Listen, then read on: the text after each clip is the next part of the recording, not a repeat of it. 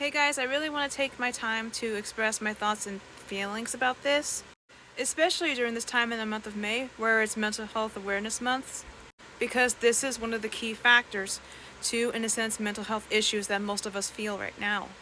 And I mean, if you know, you know. I saw this content being put out. I'm like, this is absolutely crazy. What this person just spent on a bag, my mom as a nurse makes in a year. That's where the trend began, overconsumption and showing off things that other people couldn't afford. And it was cool at the time because you, the viewer, was young. Now, 10 years later, those trends are no longer cool. Everybody's fighting for their lives out there. People can barely afford food, not to mention the political side of things. It's absolutely wild. These trends are no longer cool or slightly attainable. That's the problem. These are not attainable things. I personally barely watch any creators, and I don't have very many creator friends anymore. I don't want to watch people unboxing a $10,000 bag. I don't want to watch people doing a haul of $14,000 worth of shoes. That's not for me. Why do we give platforms to people that aren't using their voices? I'm sorry. If you have a platform, it is your obligation to use your voice. I just got denied a job from Target.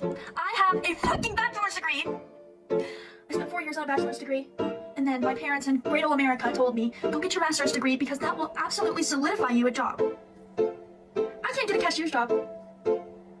I cannot get a minimum wage job. They are not doing as well as everyone around them. For the first time in our nation's history, a 30-year-old man or woman isn't doing as well as his or her parents were at 30. That is the social compact breaking down. People aged 30 to 34, 60% of them in 1990 had one child. Now it's 27%. People are opting out of America. They're not optimistic about it. They're not having kids. They look up, they see wealth, exceptional wealth across my generation and people in certain industries, and they are really struggling. You may have seen videos like this and continuously, not endlessly, because unfortunately this is the reality that most of us people live through on a daily basis. I tried to do it in one breath, but that's beyond the point. You guys get the picture.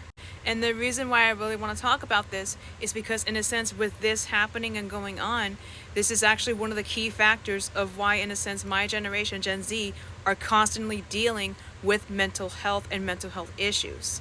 When actual hardworking people actually feel catharsisized by society and higher up beings, it really with your mental mind and health.